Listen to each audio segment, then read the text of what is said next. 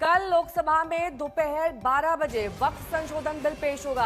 अब से थोड़ी देर पहले वक्फ संशोधन बिल पर लोकसभा की बिजनेस एडवाइजरी कमेटी की बैठक खत्म हुई। विपक्ष ने बैठक का बॉयकॉट किया। विपक्ष मणिपुर पर चर्चा की मांग कर रहा है। बहरहाल इस वक्त की बड़ी खबर यही कि कल दोपहर 12 बजे लोकसभा में वक्फ संशोधन बिल पेश किया जाएगा और इस पर 12 घंटे चर्चा की मांग की जाएगी। 4 से 6 घंटे चर्चा का समय दिया गया, यानी सरकार इसे कल ही पास कराना चाहती है। हिमांशु मिश्रा मेरे सहयोगी जुड़ गए हैं तमाम जानकारी के साथ। हिमांशु, जिस बिल को लेकर इतना बवाल है, जिस बिल को लेकर विपक्ष अपना पूरा विरोध जारी कर चुका है, वो बिल जब कल पेश किया जाएगा तो क्या संभावना है कि 4 से 6 घंटे की चर्चा में ये पास हो जाएगा और हंगामा नहीं होगा?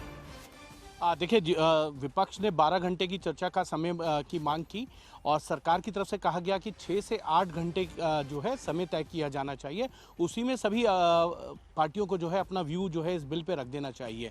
और जब सरकार इस बात को नहीं मानी कि 12 घंटे का समय जो है वो दिया जाना चाहिए, विपक्ष ने वॉकआउट कर दिया है।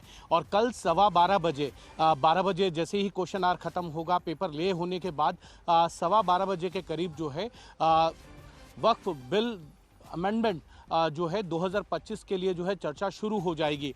ये सही है कि सरकार ने 6 से 8 घंटे का समय तय किया है, क्योंकि अगर चर्चा चलती है तो कई बार समय जो है वो समय सीमा जो है वो चर्चा की बढ़ा दी जाती है स्पीकर की अनुमति से। इसमें कोई दो राय नहीं है, लेकिन विपक्ष चाहता है 12 घंटे का समय जो है वो तय होना चाहिए।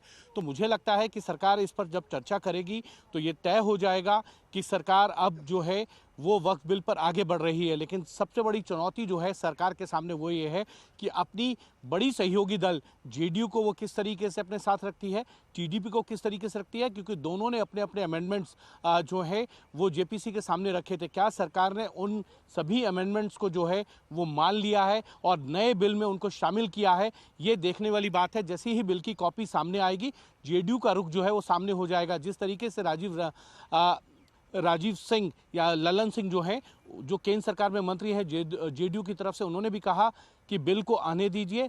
लोकसभा के अंदर जो है उनकी पार्टी का जो है वो रुख साफ कर दिया जाएगा। दूसरी तरफ जेडीयू इस बात को लेकर अड़ी हुई है कि अगर उनके जो 3 अमेंडमेंट्स हैं उनको नहीं माना गया तो देखना ये होगा कि जेडीयू का रुख अब क्या होगा। जेडीयू के साथ साथ एलजेपी भी जो है उन्होंने भी अपने अमेंडमेंट्स जो है वो सरकार के सामने रखे हैं। सरकार क्या उन अमेंडमेंट्स को मानती है? टीडीपी ने अपने अमेंडमेंट्स जो हैं वो सरकार के सामने रखे हैं। क्या इन सभी अमेंडमेंट्स को सरकार ने अगर इस बिल में शामिल कर लिया तो ये माना जा सकता है कि ये बिल पास कराना सरकार के लिए बहुत मुश्किल नहीं होगा। अगर इन अमेंडमेंट्स को नहीं शामिल किया गया नए बिल के अंदर तो सरकार के सामने एक बड़ी चुनौती होगी, ना सिर्फ विपक्ष की बल्कि अपने गठबंधन के साथियों की भी होगी कि वो इस बिल के समर्थन में आएंगे या नहीं आएंगे। लेकिन देखना यह है कि कल जब इस पर चर्चा होगी और बिल की कॉपी साथ में होगी तो सहयोगी दल का रुख क्या रहेगा, ये बड़ा सवाल होगा। ठीक है हिमांशु, लेकिन ये जो बिजनेस एडवाइजरी कमेटी की बैठक अब से कुछ ही देर पहले हुई, किन किन लोगों ने इसमें शिरकत की? क्या सहयोगी पार्टियां भी इसमें शामिल थी या फिर इस कमेटी का गठन पहले से किया गया था जिसमें तय लोग शामिल होने थे? ये जो अमेंडमेंट्स वाली बात दोनों सहयोगी दलों ने करी है, जेडीयू और साथ ही एलजेपी, इस पर कब तक स्पष्टीकरण मिल जाएगा कि इन्हें शामिल किया गया है या फिर नहीं? क्योंकि अमूमन यही देखा गया है कि दोनों सहयोगी पार्टियां कोई भी बिल आए आमतौर पर सरकार का साथ ही देती हैं। देखिए, जो बीएससी की मीटिंग होती है वो हर सप्ताह होती है, सप्ताह के शुरुआत में होती है। उसमें ये तय किया जाता है कि इस सप्ताह जो है संसद के अंदर कौन से बिल को लेकर जो है सरकार लेकर आएगी, उसके लिए कौन सा दिन होगा, कितने घंटे का समय जो है एलोकेट किया गया है, किस विषय पर जो है किस नियम के तहत चर्चा होगी, ये तमाम इश्यूज जो हैं बीएससी में तय किए जाते हैं। बीएससी की बैठक लोकसभा के लिए और राज्यसभा के लिए अलग अलग होती हैं और दोनों ही बैठकों के अंदर जो है संसदीय कार्य मंत्री जो हैं वो शामिल होते हैं। वो बताते हैं कि कौन सा बिल किस हाउस में लेके आ रहे हैं। उसके साथ साथ जेडीयू और एलजेपी की जो अमेंडमेंट्स हैं उसको लेकर जो साफ होगी तस्वीर वो तब होगी जब बिल की जो कॉपी है सभी सांसदों को जो है वो सर्कुलेट कर दी जाएगी।